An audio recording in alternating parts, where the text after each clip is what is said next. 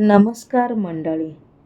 चला तर आपण आता जाणून घेऊया मकर संक्रांतीची सुरुवात कशी झाली आणि भोगी कधी आहे, मकर संक्रांत कधी आहे आणि किंक्रात कधी आहे.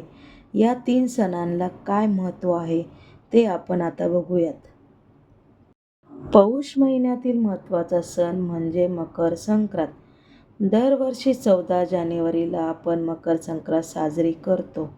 आपल्याकडे 3 दिवस हा सण साजरा करतात.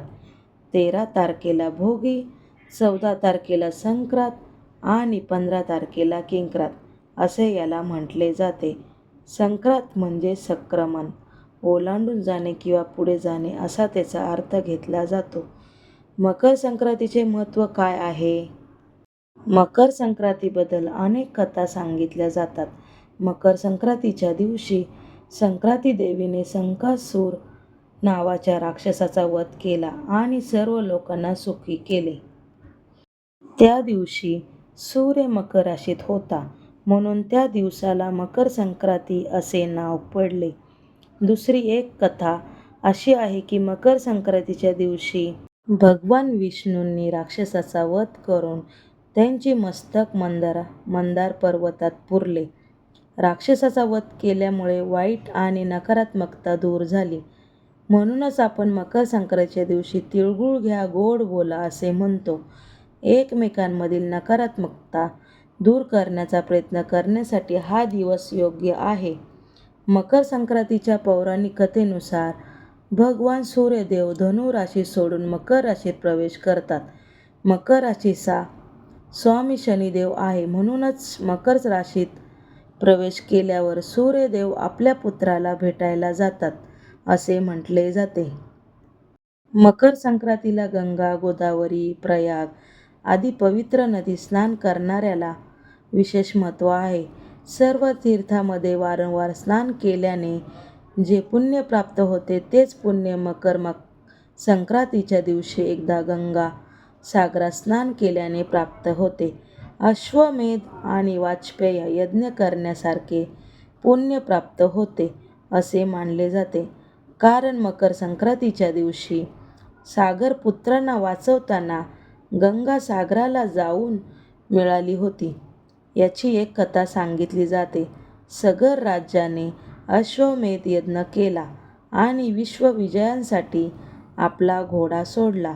इंद्रदेवांनी त्या घोड्याला कपिल मुनींच्या आश्रमात बांधून ठेवले. सागर राजाचे 60,000 पुत्र युद्धासाठी कपिल मुनींच्या आश्रमात गेले आणि त्यांना अपशब्द बोलले. कपिल मुनींनी क्रोधित होऊन त्यांना भस्म केला. तेव्हा राजा सागराचा नातू राजकुमार अंशुमन हा कपिल मुनींच्या आश्रमात गेला आणि त्याने मुनींना माफी मागितली.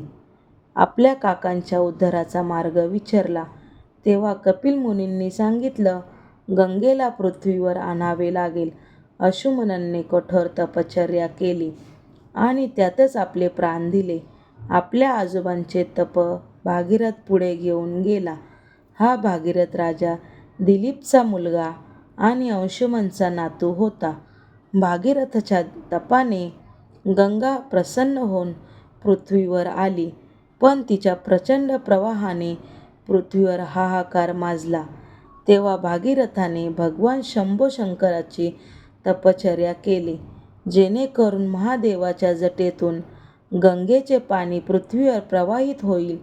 महादेवाने भागीरथाच्या कठोर तपश्चर्येवर प्रसन्न होऊन त्याला इच्छित वरदान दिले. यानंतर गंगा महादेवाच्या केसाला लीन होऊन पृथ्वीवर वाहून गेली. भागीरथाने गंगेला मार्ग दाखवला आणि गंगा कपिल मुनींच्या आश्रमात गेली. तिथे त्यांचे पूर्वज मोक्षाची वाट पाहत होते. भागीरथाच्या पूर्वजांना गंगेच्या पवित्र पाण्याने वाचवले. त्यानंतर गंगा समुद्रात मिसळून गेली. ज्या दिवशी गंगा कपिल मुनींच्या आश्रमात पोहोचली तो दिवस मकर संक्रांतीचा दिवस होता. म्हणूनच मकर संक्रांतीच्या दिवशी गंगेत स्नान केले जाते. मकर संक्रांतीपासून दिनमान वाढायला सुरुवात होते. काळोख्या मोठ्या रात्रीला काळ्या रंगाची वस्त्रे नेसून निरोप दिला जातो. म्हणून संक्रांती दिवशी काळे कपडे घातले जातात असे म्हणतात. जानेवारी महिना म्हणजे थंडीचे दिवस. त्यात काळा रंग उष्णता शोषून घेतो. थंडीच्या दिवसात शरीर उबदार राहावे म्हणून मकर संक्रांतीला काळ्या रंगाचे कपडे घालण्याची पद्धत रूढ झाली आहे. काही जण म्हणतात काळा हा नकारात्मकतेचा रंग आहे. तो सहसा शुभ कार्यात घातला जात नाही. पण संक्रांतीमध्ये आवर्जून काळा पेहरावा घातला जातो.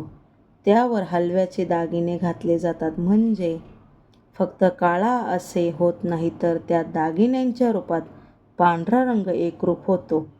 शरीराला उष्ण ठेवणाऱ्या तिळाचे सेवन व्हावे म्हणून तिळगुळ खाल्ला जातो. प्रत्येक महिन्यात संक्रांत येत असते म्हणजे सूर्याचे एका राशीतून दुसऱ्या राशीत संक्रमण अर्थात मार्गक्रमण होत असते. सूर्य जेव्हा मकर राशीत प्रवेश करतो तेव्हा जी संक्रांत येते ती मकर संक्रांत. यावेळी सूर्याचे दक्षिणायन संपूर्ण उत्तरायण सुरू होते. दिवस हळूहळू मोठा होऊ लागतो. हा एकमेव असा हिंदू सण आहे जो कॅलेंडरवरचे एकाच दिवशी येतो. त्याच कारण म्हणजे सूर्याच्या स्थानानुसार हा सण येतो आणि बाकीचे सण हे चंद्राच्या स्थानानुसार येते असल्यामुळे त्याची तारीख बदललेली दिसते. तर अशी ही मकर संक्रांत नात्यामध्ये गोडवा वाढवणारी. ज्याप्रमाणे मकर राशीत प्रवेश केल्यानंतर सूर्यदेवाचे तेज वाढते त्याचप्रमाणे ही मकर संक्रांत तुमचे यश, संपत्ती, आरोग्यरूपी तेज वाढवणारी ठरो. श्री स्वामी समर्थ. व्हिडिओ आवडल्यास व्हिडिओला लाईक, शेअर आणि सबस्क्राईब करा. धन्यवाद.